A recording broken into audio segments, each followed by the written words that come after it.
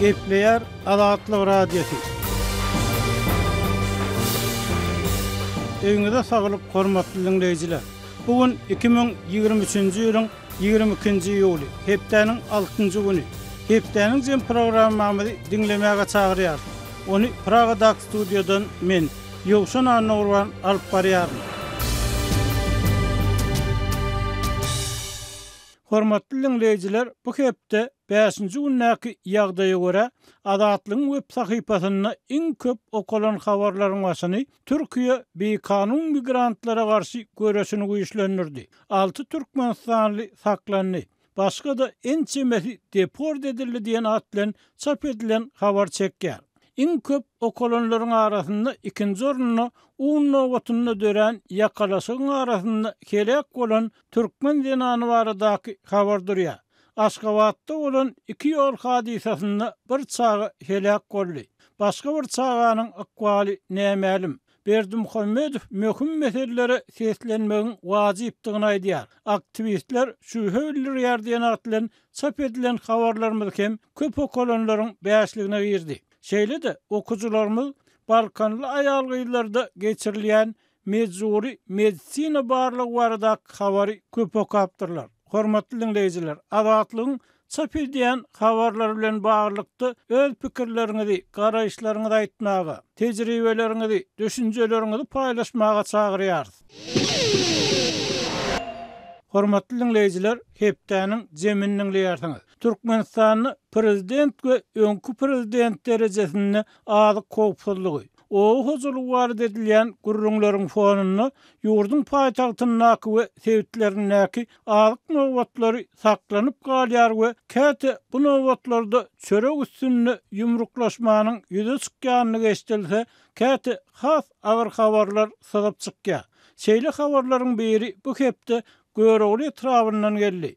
Emma Türkmen häkimetleri Unnowatynda helak bolan aýal baradaky agyr habary ne tasdiklady ne de inkar etdi. Temany kardeşim Sehra dowam etdirýär. Daşoz welaýatynyň Göregli etrawynyň döwlet dukanynda ilata yeňillikli bahadan paýlanýan uny almaň üstünde dören ýakalaşygyň netijesinde bir aýal helak boldy. Waka bilen bagly dukan satyjysy tutsak edildi. Bu barada Adatlyk radiosynyň habarçysy we çeşmesi 18-nji iýulda Sewitden maglumat berdiler. Waka 14-nji iýulda etrawyň 3 kilometr çemesi gündorunda ýerleşýän Ýagtylyk Daýhan birleşigindäki 19-njy dukanyň öňünde boldy. Şonda un almaň üstünde dören ýakalaş 45 ýaşlaryndaky aýal dukanyň basançaklaryndan ýykylyp jan berdi. Anny güni Göreglyda howanyň temperaturasy gündüz kölegede 44 gradusyny aşdy. Şonu 3 ay ber un paýogynyň paýlanmagyna garaşýan 300-den gowrak adam dukanyň öňüne üýşdi. Adamlar dukanyň öňünde kölege tapman günüň aşagyna durup öýlen sagat 4-de çenni un paýlarynyň berilmegine garaşdylar.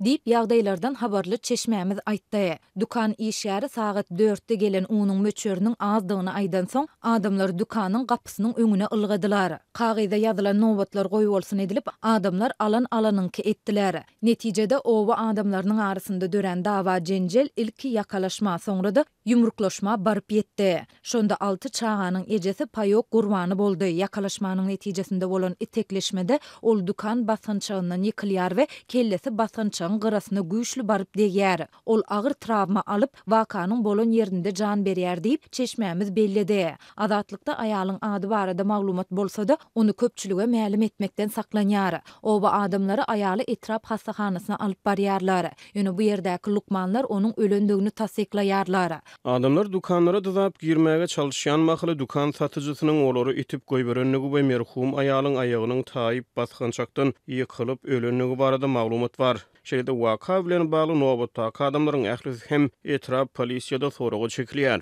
Diýip çeşmämiz aýtdy. Adatlyk baýdylanlar barada Göregli etrap polisiýasynyň Sewda bölüminden we etrap hastahanasyndan şeýle de agdalýan dukandan kommentariýa alyp bilmedi. Soňky aýlarda ýurdun dürli sewitlerindäki döwlet dukanlarynda ilata aýda 1 gezek 5 kilogramdan paýlanmaly un ençeme aýlap käte 6-7 ay soň paýlanýar. Hormatly dinleyijiler, bu hepdäniň ýene bir möhüm täzelik bolsa, ornuny täze pikirlenýän, has bilimli ýaşlara bermek üçin wezipesinden çekilendigini aýdan we prezident bolan ýyllaryna bir näçe ow hojalyk özgertmesini oglan eden Gurbanuly Berdimuhammedowyň ýene bir gezek inni halk maslahatynyň başlygy hökmünde ilaty alada goýan durmuş ýaşaýyş meselelerini çözmegiň ýollary barada söz sözlemek boldy. Şeýle dol türkmen medeniýetiniň ýazmagyna görä ýene bir gezek teklifleriň taýýarlanylmagynyň wajypdygyna üns çekdi. Emma muňa garamazdan halk maslahatynyň başlygynyň çağırşyndan soň türkmen medeniýetine öz teklifleri bilen çykyş edýän, çekişýän, jedelleşýän adamlar, pikirini aýdýan adamlar görüni bermedi. Munyň sebäbi azatlyk bilen söhbetde bolan aktivistleriň käbiriniň pikirine görä, türkmen häkimiýetleriniň hakykatda halk içinden çykjak teklifleri dinlemäge düýpden taýin bolmalygy bilen bagly. Temany kärdeşim Maksat Ataýew dowam etdirýär. Türkmenistan halk maslahatynyň başlygy Gurbanuly Berdimuhammedow 18-nji ýylda Aşgabatda maslahatlar köşkünni halk maslahatynyň prezidiumynyň mejlisine geçirip ýurdun ykdysadyýet we maliýe pudowyna käbir meseleleri işaret etdi. Ençe mil we ykdysady kynçylyklardan ejir çekýän ýurdu 15 ýyl dolandyryp 2022-nji ýylyň martyna wezipeden çekilen we prezident wezipesini ogly Serdar Berdimuhammedowa geçiren öňkü döwlet başçysyny ýygnananlara ýüzlenip döwrüň öňe sürýän möhüm meselelerini öz wagtyna seslenmegiň, teklifleri işläp taýýarlamagyň wajypdygyny çekdi. Duşugyň dowamyny halk maslahatynyň nowatdaky mejlisini 2023-nji ýylyň 24-nji sentýabryna geçirmek belenildi we şoňa çyn ykdysadyýet we maliýe pudowyna meseleleri çözüp hökmüne teklifleri taýýarlamak meýilleşdirildi. Öňkü prezident esasan 6 gur boýunça çözgütleriň işlenip taýýarlanmagyna çagyrdy. Gyýtgaldyryp alynan şeýle wezipeler öňüne goýuldy. Birinciden, husus pudowyň işçiligini artdyrmak, maýadarlara goşmaça kepilikleri bermek ýaly ugurlarda işleriň täzeden seljerilmegi, maýa goýum migrasiýa siýasaty, manadyň hümmetini durnukly saklamak, pul dolanşygy we valyuta düzgünleşdirmesi ýaly meseleler boýunça teklifleri taýýarlamak. Ikinciden, hünärmenleri taýýarlamagyň täze usullaryny we tehnologiýalaryny ornaşdyrmak. Üçünciden, saglyk pudowyny ösdürmek boýunça gödäwçilik işlerini dowam etdirmek. Dördünciden, fenagat pudowyny maýa goýum hukuk we ykdysady gurşuwy kämilleşdirmek.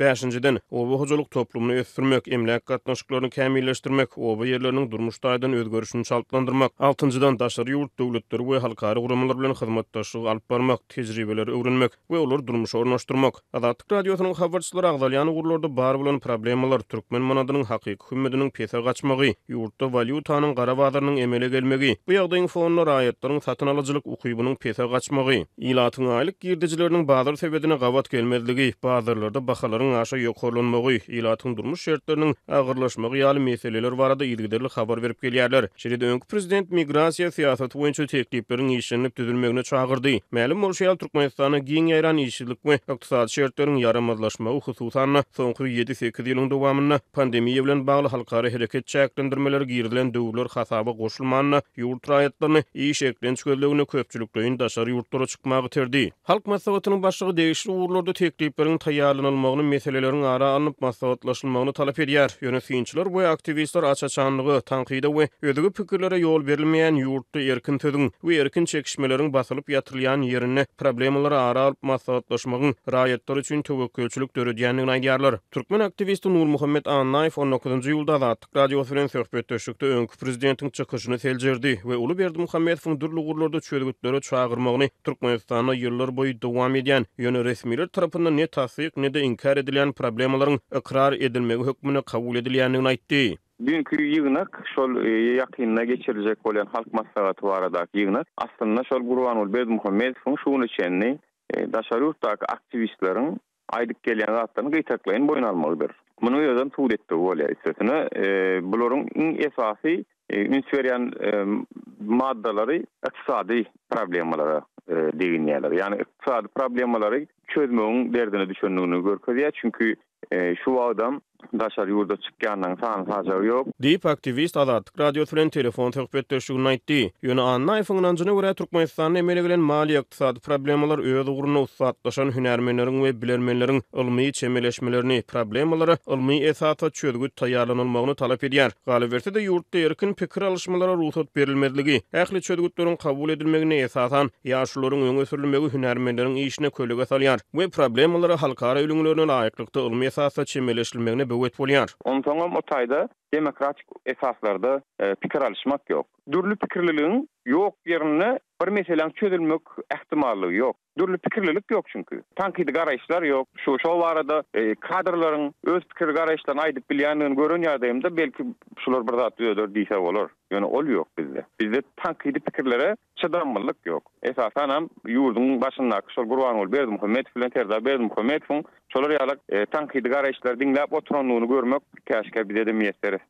Diýip aktivist aýtdy. Türkmenistanyň döwlet durmuşynyň ähli ugurlaryna kemçilikleri diňe prezident ýa-da halk maslahatynyň başlygy eglan edip bilýär. Hökümet resmiýetleri, mejlisiň deputatlary, döwlet gurulukçylary, emeldarlar we ýöneköý raýatlar galy berse de köpçüliklerin habar beriş serişdeleri diňe ýurtda gazanlanyň gaýdylýan ösüşleri taryplap bilýärler. Ondan nädip ol mesele çözülsün. Ortada dogry mesele wa ýöne her kim gorkman, çekinmän pikirini aýdyp bilýär.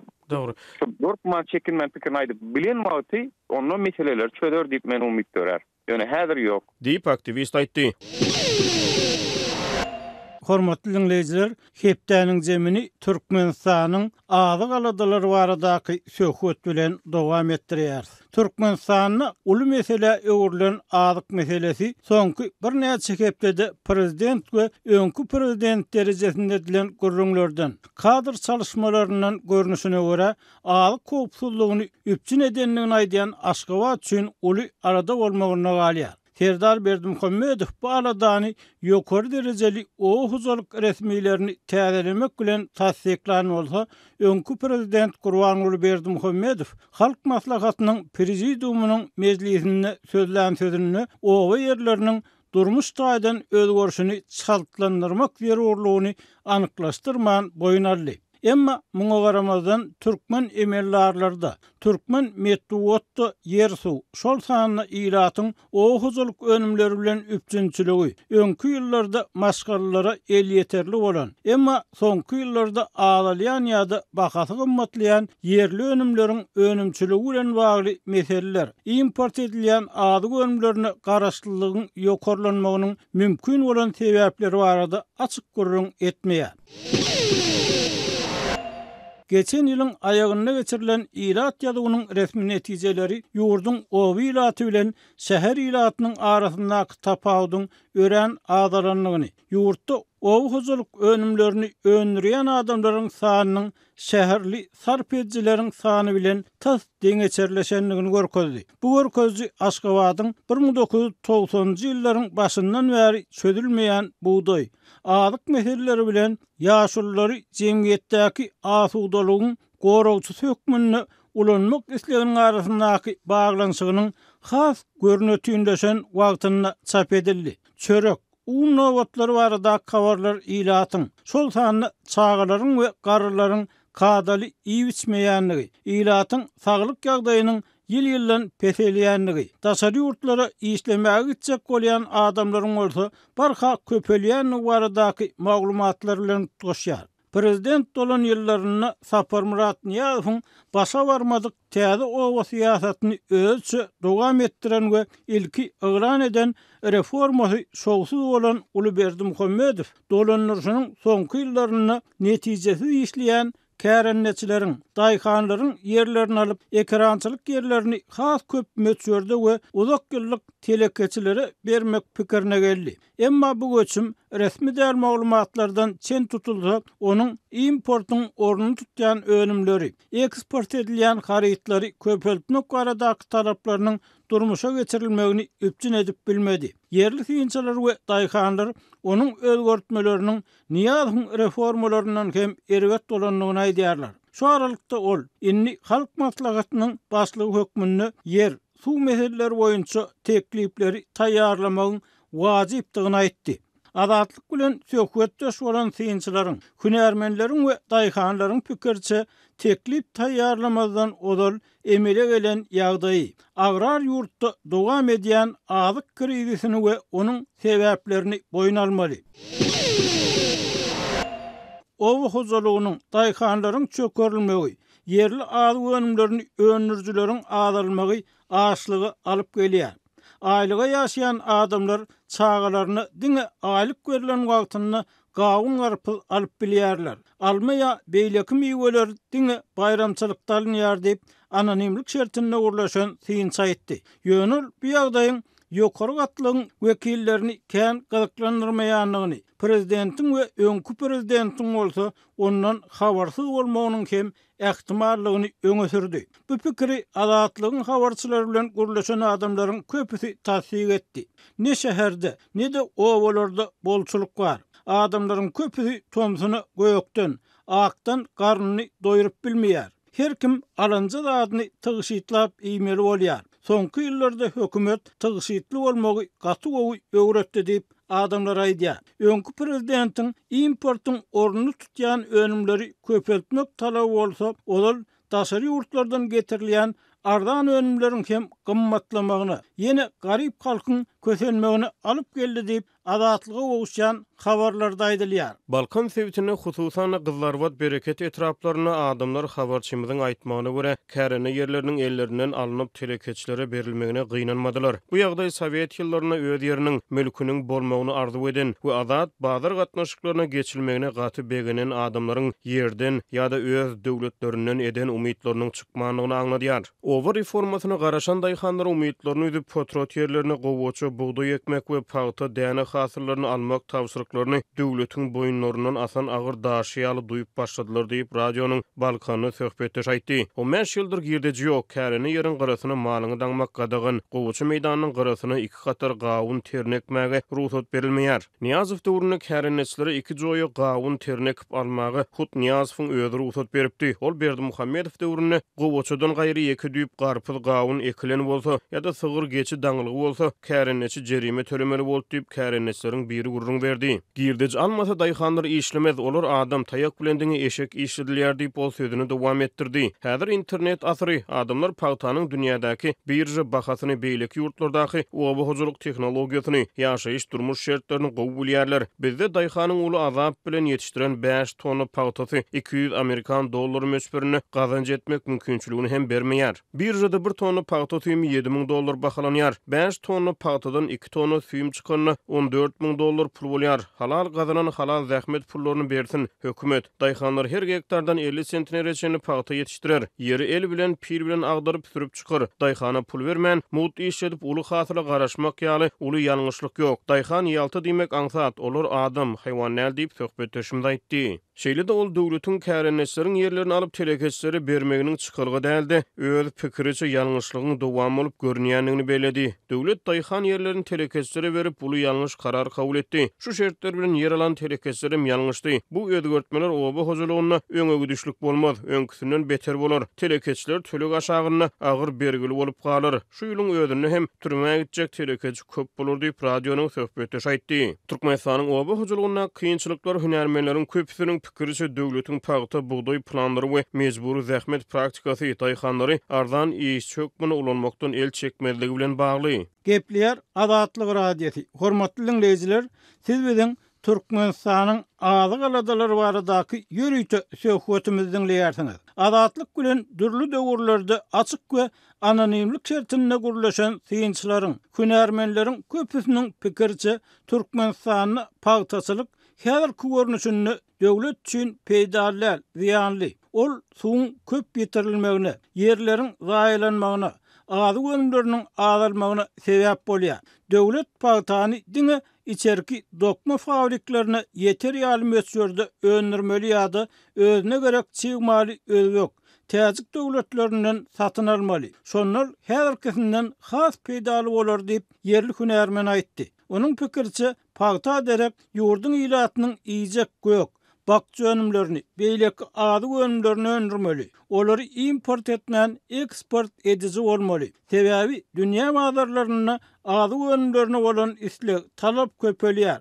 pagty beýle däl. Mejbur häkmet bilen öndürilen pagty bolsa hasam erbet. Ol diňe adam hukuklaryny äskermeýän açgöz emellerler we iş adamlar üçin gowy diýip hünärmen aýtdy. Odaly içerki wagtlary alyk bilen üpçün etmeli. Alyk ilki öz halkymyza gerek diýip hünärmen aýtdy. Türkmen hökümeti görnüşinden bir tarapdan ýylaty yeňillikli wakadan göýberleýän käbir harytlary saklap galyp adamlaryň nägileliginiň has ulalmagyndan gorkýanlygyny tasdik edýär. Ikinji tarapdan ýurtdaky adyk meselelerini yaranjan aksakallaryň gürrüňleri bilen çözmäge bil baglaýar. Adatlygyň habarçylary ýurdun dürli kunjoklarynda ýaşaýan ýaşaýjylaryň ady önümlerini satyn almak mümkinçilikleri bilen gyzyklanyp, ol önümleriň aýlyga ýaşaýan adamlar üçin köplenç elýeterli bolmaýanlygyny, bu meseledäki nägilelikleriň barha ulalýanlygyny şaýat bolurlar. Günbatar Türkmenistanyň Kenarýaka Türkmenbaşy etrawyna Göýekdepeden getirilen biýdäne üzümüň 1 kilogramy şuwnyk günne 25-30 manat bahalanýar. Garpyzyň kilogramy 7 manat, gawynyň kilogramy 17 manat, erik 35-40 manat aralygyna bahalanýar. Armut 30, garaly 20 manat, täze kädiniň 1 kilogramy 20 manat, pomidor 15, hyýar 10 manat diýip habarça aýtdy. Diňe göýek önümler däl maldarçylyk sebitine ýerleşýän bolsa Türkmenbaşy etrawyna 1 litr gaýmak 50 manat, 1 litr süýt 18-20 manat bahalanýar. Kenarýaka şäheriň bazarlarynakydan tapawutlukda aýdaly ahyldaky bazarlarda üzümüň kilogramy 8-10 manat, garpyzyň kilogramy 4, gawyn 7 manat bahalanýar. Aşgabatyň bazarlaryna göýek bakça, süýt gatyk önümler Türkmenbaşy şäheriniň bazarlarynaky önümlerden has arzan. Men bir döwletiň içinde özümizde öňýän göýek bakça, süýt gatyk önümleriniň bahalarynyň şeýle uly tapawudynyň bolmagyna, olaryň ýöneköý adamlar üçin şeýle gymmat bolmagyna düşünüp bilemok. Eger olar daşary ýurtdan getirilýän bolsa gümrük tölegleri, ýol çykdyjlary, barlyk harajatları we beýlekler bahasyny artdyrýar diýseler düşünerdim diýip radionyň söhbetde aýtdy. Onuň tasdiklamagyna görä tejen gawyny, Göýekdepe üzümi, lewap garpyzy we meýweleri köp adam ýöneköý büdjet işgärleri üçin elýeterli däl. Azatlyk bilen gürleşen adamlaryň käbiri ýaşaýjylaryň ýarysyndan hem köpsiniň öz isleýän göýek önümlerini satyn almagy gurubunyň ýetmeýänligini aýtsa, käbiri ýylatyň diňe 15-20 götürümniň öz isleýän göýek önümlerini satyn alyp bilýänligini çaklaýar. Bir günlükde Mehmet adly pensioner goňşy magtyny bir gawun alyp beripdir. Begenip gurrun berdi diýip habar çaýtdy. Lewapdaky habarçymyz bu ýyl üzümüň öňkü ýylara garanyna has gymmatlandygyny, öň 5 manatdan satylan bolsa 50 kilogramynyň 15-20 manata çykanlygyny habar berdi. Bu gyşyň agyr gelmegi we üzüm agaçlaryny sowuk urmagy bilen düşündirilýär. Lewapda satylýan gawun garpyzyň köpüsi maradan tejenini gelýär. Lewapda gawun garpyzy gaty ady kilýär diýip habar çaýtdy. Ýöne bu sebitde göýek bakça önümleri Türkmenbaşydakydan has arzan aýdaly garpyz 2 manat 50 tenge, gawunyň iň arzany 4 manat bahalanýar. Alyp satarlar kilogramyny 5 manatdan satýarlar.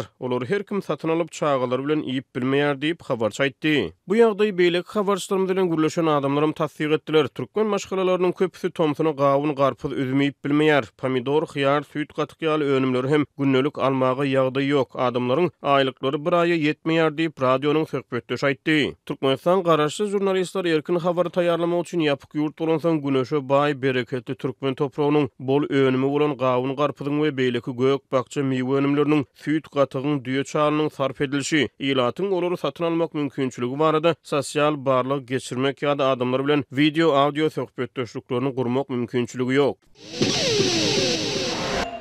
Gepleýär Azatlyk radiosu hormatly dinleýijiler, Türkmenistanyň azyk aladalary baradaky söhbetimizi dinleýärsiňiz. Yerli azyk önümleriniň ýyl-ýyldan azalmagynyň we bahasynyň gymmatlamagynyň sebäbi dürli bolup görünýär. Käbirleri bu sebäbi sada owa adamlarynyň ekin ýerleriniň garasynda öz ýyjek azyklyk ekinlerini ekip bilmezligi bilen düşünürse, beýlekleri bu gadaganlygyň telekeçileri degişli dälligini aýdýar. Telekeçiler öz potrot ýerleriniň garalaryna, hatda gowaçy meýdanlaryna hem kädi garpyz ekýärler. Häkimlik olary azar bermeýär.